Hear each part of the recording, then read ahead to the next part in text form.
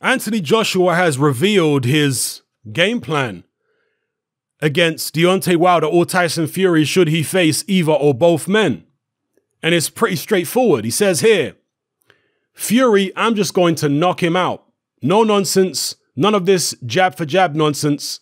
Just work him, work him, work him. With Wilder, I can outbox Wilder. No problem. Fury's a bit more elusive. So I just have to kind of pin him down a bit more than do what I want to do. So those are the words of Anthony Joshua talking to the New York Times. He goes on to talk about Jarrell Miller. And I can't help but think that Anthony Joshua is remembering the time when he sparred Tyson Fury. At the time, Tyson Fury, I believe, was British champion as a professional, and Anthony Joshua was an ABA champion. So this is long before he was an international for Great Britain, an international amateur for Great Britain. This is long before that. This is when he was just an ABA champion. He sparred Tyson Fury. Tyson Fury did an interview with Steve Bunce, which is now infamous, in which he admitted that Anthony Joshua beat him up in that sparring session. And he said Anthony Joshua just came flying out at him, attacked him, hit him with an uppercut, was just all over him, like white on rice. Perhaps Anthony Joshua was thinking back to that and saying, yeah, I'm better now than I was then. Of course, Tyson Fury's better now than he was then. But essentially, you have to do the same kind of thing. Just attack the guy. Don't try and box with him. That's a lost cause. Attack him, hit him in the body, break him down, and wear him out. And he said here, just work him, work him, work him. Just take him into a dogfight. Is that the best way for Anthony Joshua to go about it? I personally think that he shouldn't abandon boxing against Tyson Fury. No, I don't think he should. I think that he should box his way in. Obviously, he's going to need to take chances, but he should box his way in. He shouldn't just be reckless and come in swinging. We saw Anthony Joshua aggressive against a taller man in the Olympics when he fought Ivan Ditchko. Very aggressive in that fight. Go watch it. He won that legit. We also saw Anthony Joshua very aggressive against a tall man in Gary Cornish. Obviously, these are people who are not on the level of Tyson Fury, but from a stylistic point of view, it might give you some idea of how Anthony Joshua would attempt to approach a Tyson Fury fight strategically, stylistically. Very early on in Tyson's career, he was compared by some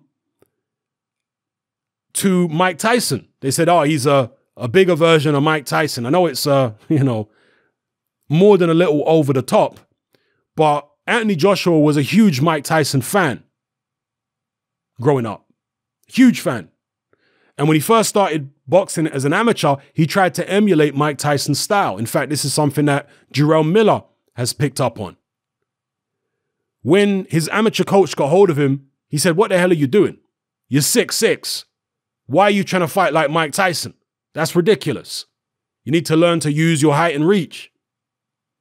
And so he developed more of a big man style. But he does have the ability to switch back into that seek and destroy mode when he chooses to.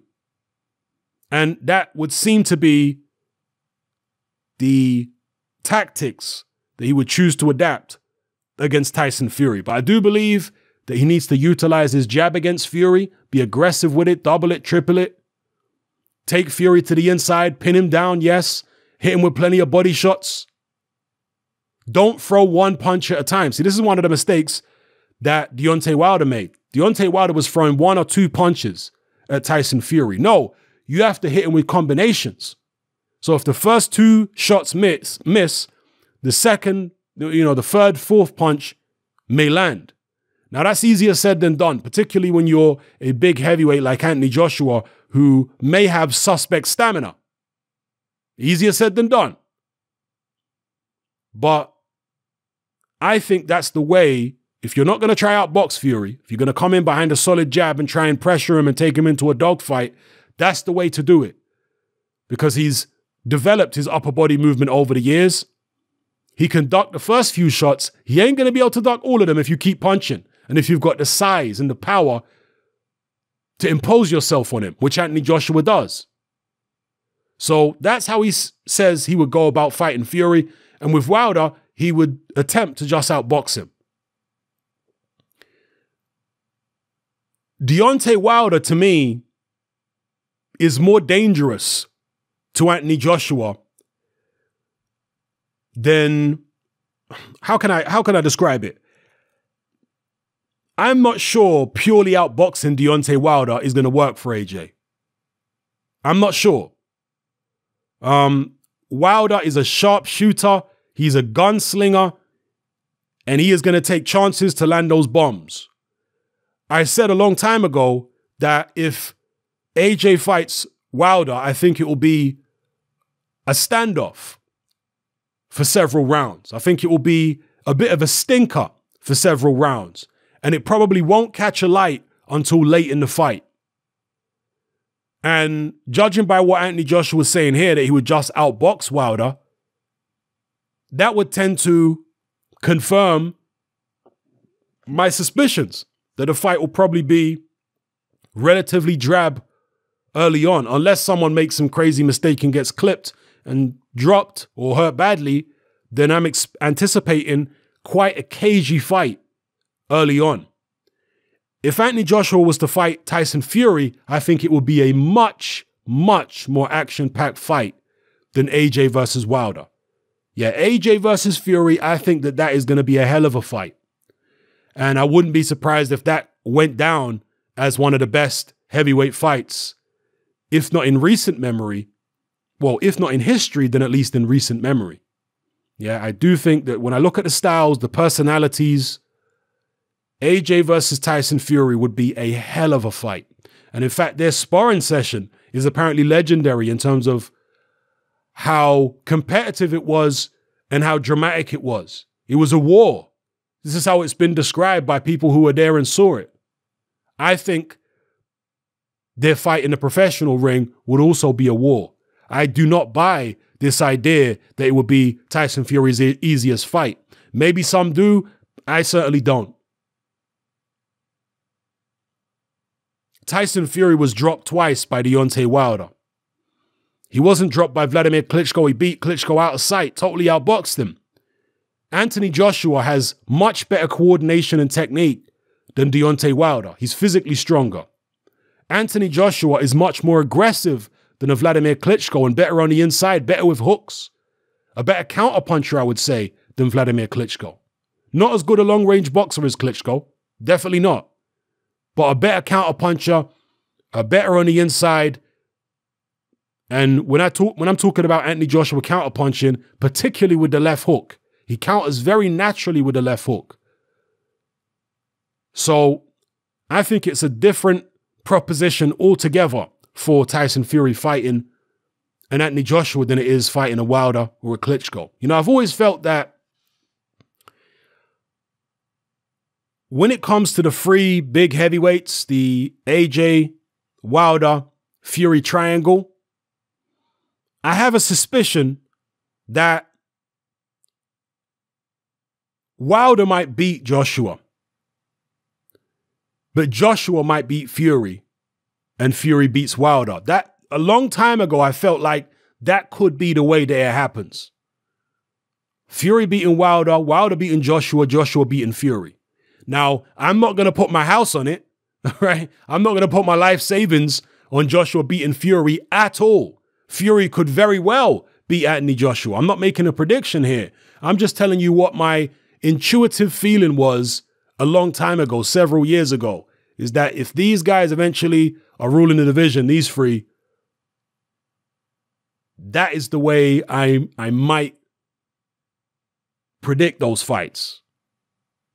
Obviously, when Tyson Fury fought Wilder last year in December, it was hard to predict that because Tyson Fury had been out the ring a long time and was nowhere near the man that fought Vladimir Klitschko. And even though he pushed Deontay Wilder very close and got a draw, that was still only Tyson Fury at 60%. If that was Tyson Fury, the version who fought Klitschko, Tyson Fury would have won without being dropped, in my view. And he would have that green belt, you know, around his waist. I feel more strongly about that than ever, having watched a below par Tyson Fury do what he did against Deontay Wilder. So anyway, fascinating to analyze these potential fights. Interesting to see Anthony Joshua's fairly straightforward take on it in terms of how he would approach either man in the ring. Let me know what you guys think in the comment section below. What do you think are the keys to victory for Anthony Joshua against the Deontay Wilder or a Tyson Fury? Do you think he should do the opposite of what people expect him to do? Box with Fury and attack Wilder? Or do you think he should do what most people expect? Attack Fury and box Wilder? Let me know what you think, people. It's happening, I'm out. Join me on Patreon. I upload a minimum of 2 podcasts every single week, covering a wide variety of controversial topics, as well as live stream Q&A sessions. Take a look on screen right now at some of the podcasts I've produced so far. For just $3 a month, the equivalent of about £2 a month, you get access to all my new podcasts and my entire back catalogue of past podcasts, including my popular Confessions of a Nightclub Bouncer series. You can listen on your computer or on your smartphone or tablet by downloading the Patreon app from the Google Play Store or the App Store for free. The Patreon app also allows you to download each podcast in MP3. For less than the price of a cup of coffee, you get access to dozens of hours of exclusive content. It's easy to sign up, there's no contract, and you can cancel at any time. So come and join our community of free and critical thinkers by signing up with me here on Patreon today.